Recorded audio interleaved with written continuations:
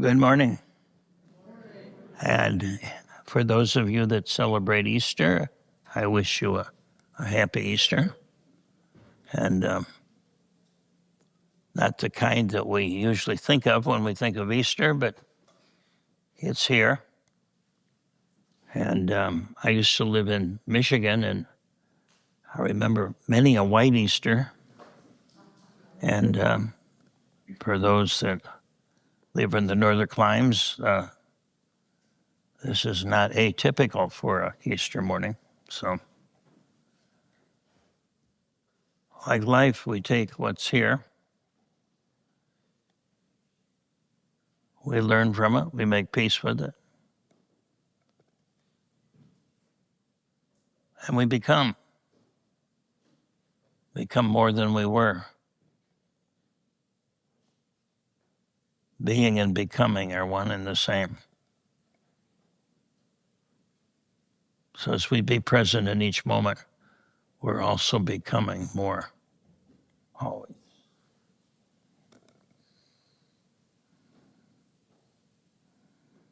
So as our picture shows us,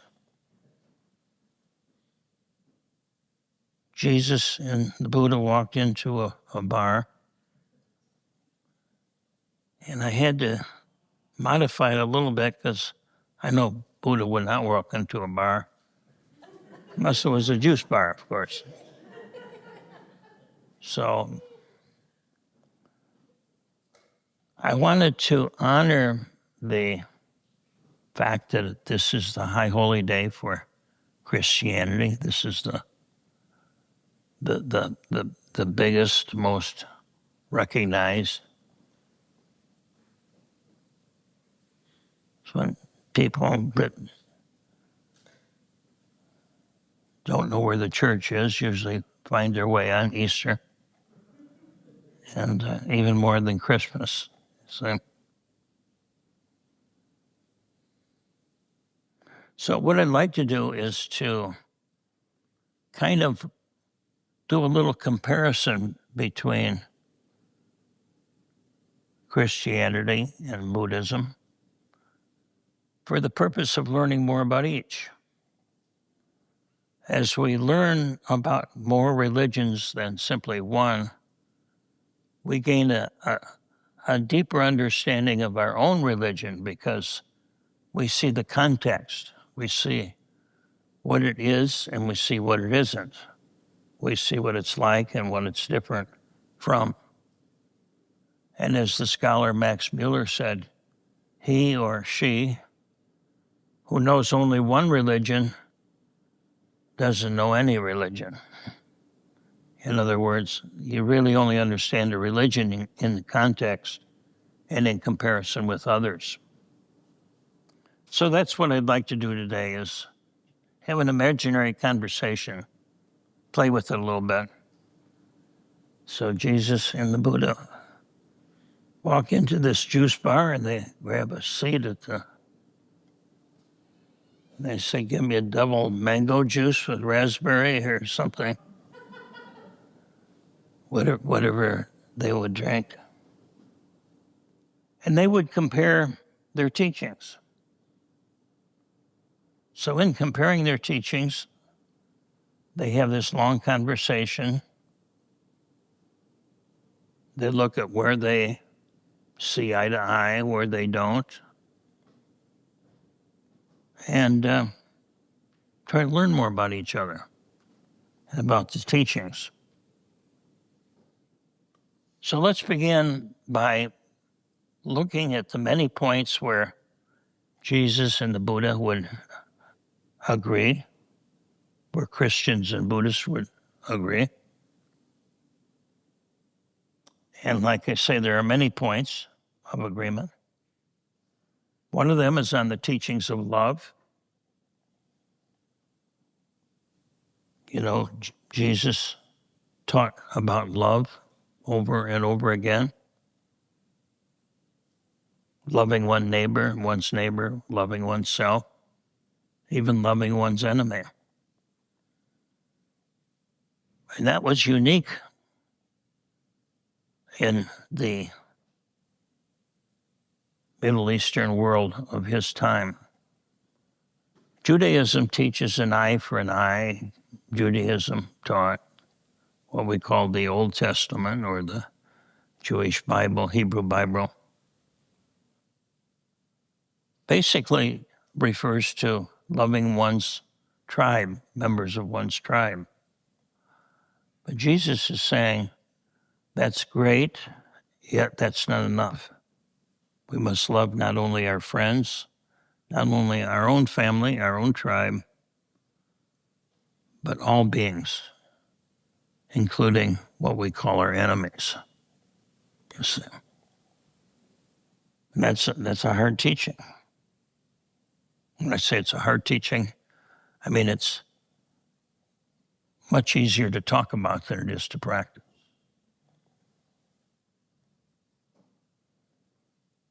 The Buddha taught something that's been turned into a beautiful chant. Hatred is never overcome by hatred, but by love alone is healed. That's a beautiful chant. Hatred is never overcome by hatred, but by love alone it's healed. The Buddha also emphasized compassion practice, karuna practice, bringing compassion to all beings that we can think of, friends and enemies alike, and bringing metta, loving kindness, goodwill. So there's different kinds of love.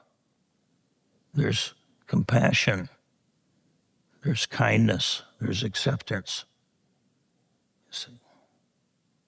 All different forms of love. They both taught the golden rule. Very similar words. Jesus said, do unto others as you would have them do unto you. I'm sure you've heard that one before. The Buddha says, treat not others in ways that you yourself would find hurtful. So in other words, it's recognizing what we want and don't want and treating others accordingly, because that's exactly what they want and don't want. We all want to be treated with kindness. We all want to be recognized and loved for who we are.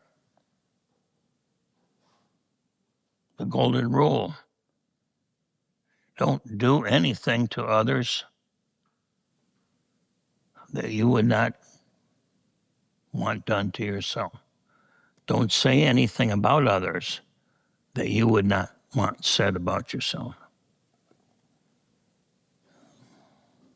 That's a little tougher sometimes.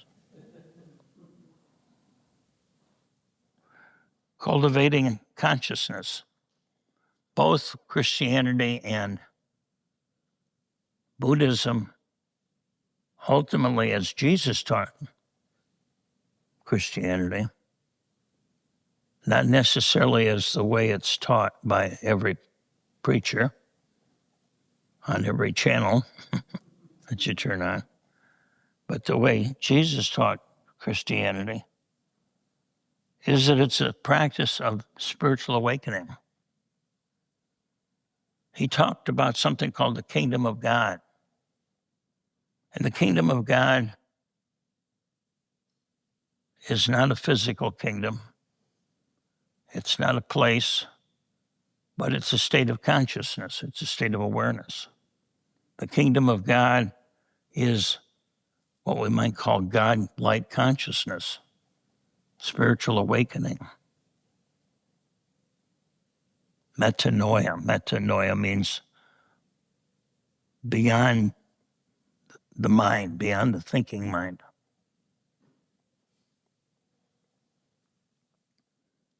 Jesus taught that we attain higher consciousness by practicing love, by practicing faith.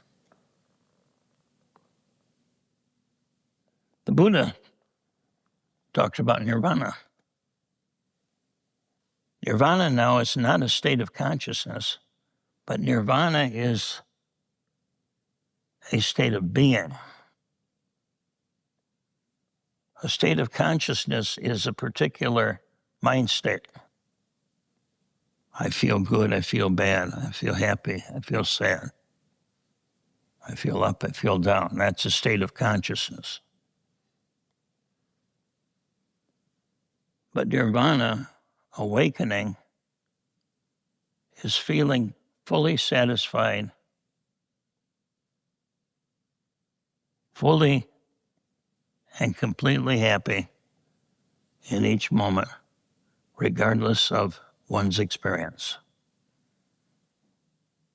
You see, we think of happiness as an experience, but true happiness, nirvana, is happiness beyond any experience.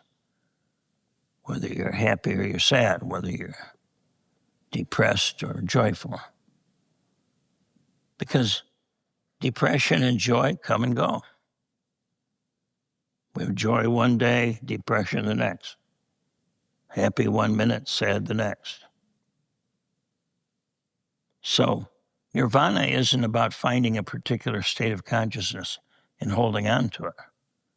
And neither is the kingdom of God. It's about something that's alive. So, and Jesus used many parables to talk about the kingdom of God, kingdom of heaven. Parable meaning an analogy, a myth, if you will.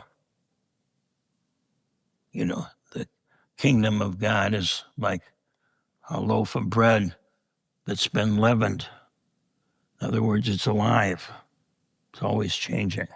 So, kingdom of God is like a pearl, the pearl of great price that's been found and then hidden and purchased, taking all of the money that the merchant had. So it's incredibly valuable, the kingdom of heaven, as is nirvana. Priceless, you see. Jesus has taught that the kingdom of God is within you.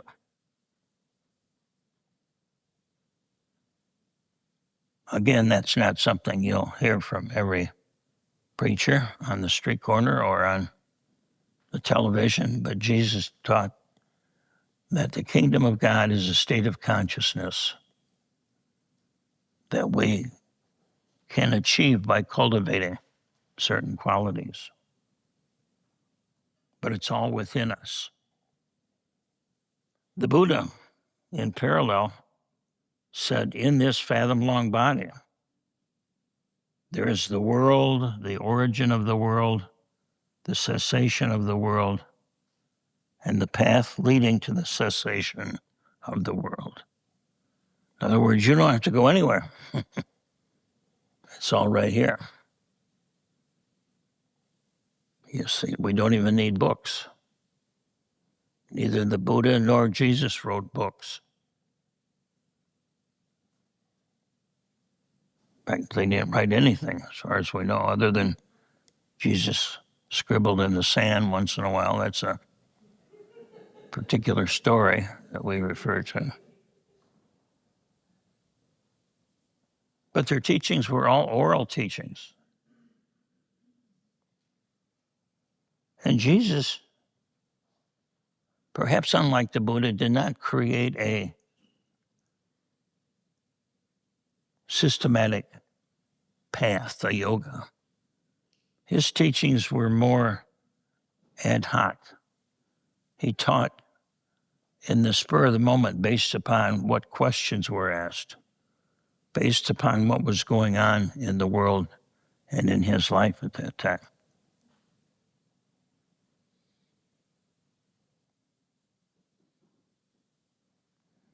Both Christianity and Buddhism have large numbers of followers. 1 out of every 3 people on this planet identifies himself as being Christian. Doesn't mean they go to church every Sunday. Doesn't mean they act Christian, but they identify themselves as Christian.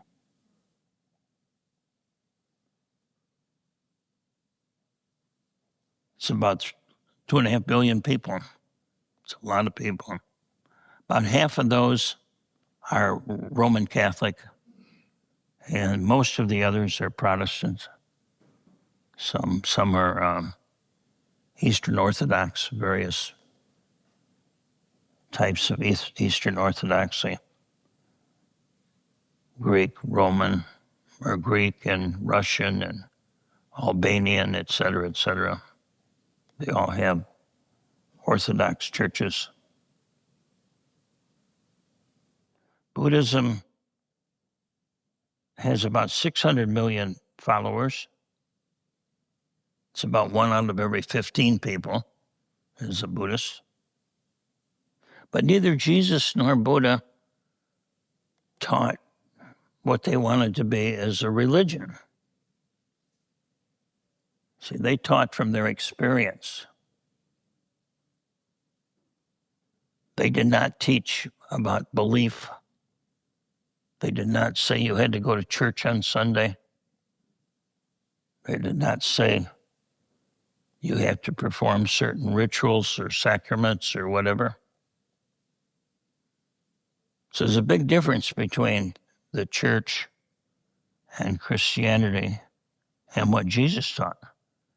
And likewise, in Buddhist countries, there's a big difference between what the Buddha taught and what you may see when you go to a temple. Buddhism as a religion is very different than Buddhism as a spiritual practice. And it's interesting. I remember having a conversation with someone once that said they were raised Buddhist in Asia, Southeast Asia. They came to this country and they were looking for a similar religion. And she said she found the Catholic Church, Roman Catholic Church. And that was so similar to her Buddhist church that she went to. And my jaw just about hit the floor. And I realized that the religion is very different than the practice. So when we talk about 7% of the world being Buddhist, it doesn't mean that 7% of the world is necessarily meditating or practicing as we are practicing. Both Jesus and the Buddha have stories of miraculous births. Just about every head of every religion and every avatar has some kind of a miraculous birth, has a statement of being special, of being different than human beings, not born of a mother, so to speak. So we find a lot of similarities. And yet, in their conversation, they also discovered some significant differences. The differences are not so much in not so much in opposing viewpoints as they look kind of in different directions. And that's an important difference because many different religions are the same way. They have a lot in common, but a great deal of differences. And most of the differences are not that they contradict one another, but that they look in different directions. So just as an example, if you and I are looking in the same direction, and I say there's a tree, and you say, no, that's an automobile, then we clearly disagree. We're looking at the same thing, seeing two different things. But if you're looking this way, and I'm looking that way, and you say, I see a tree, and I say, I see an automobile, we're seeing different things, but we're not necessarily disagreeing, right? So it's like Buddhism and Christianity are different in many ways, but the difference is primarily around culture and history, not because they have a distinct perspective. Just imagine, if you could, this big mountain, and at the top of this mountain, very high, you can see forever. And there's a few people from all over the world, every country on the earth, at the top of this mountain. And they're looking around, and they're all seeing the same thing. They all agree on every viewpoint. They're all going, wow, so beautiful. Meanwhile, down at the foot of the mountain, this mountain, say, covers several different countries. And so this country down here is fighting with this country, fighting with this country, is fighting with this country, fighting with this religion. And meanwhile, the ones at the top of the mountain are very much at peace with one another, you see. The more we get into religion, the more differences we see, the more conflict we see. The more we get to the top of the mountain, we're really seeing the same thing.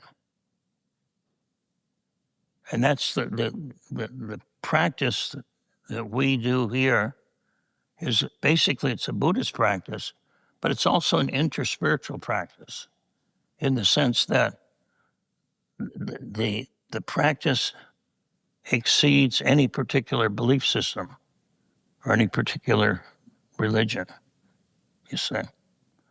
I've sat several retreats where I would have maybe a Catholic clergy on this side of me, on this cushion, and on this cushion over here is an avowed atheist. You know, we're listening to the same Dharma talks, we're doing the same practice, having perhaps the same experiences. When we go home, we go in very different, we go to different churches. Yes, sir. So when we work with experience, when we work with changing consciousness, there's more of a singularity in all of the world religions. The more we talk about belief, Bibles, Qurans, different, whether we allow this in or that in, those are religions, and that's where the trouble begins. And I'm going to stop now and invite Dave to come up. And so next time you go by a juice bar, just stick your head in the window and you might see Jesus and the Buddha in there having a conversation. And so if not, go in there and start one of your own. Happy Easter to you all. Mm-hmm.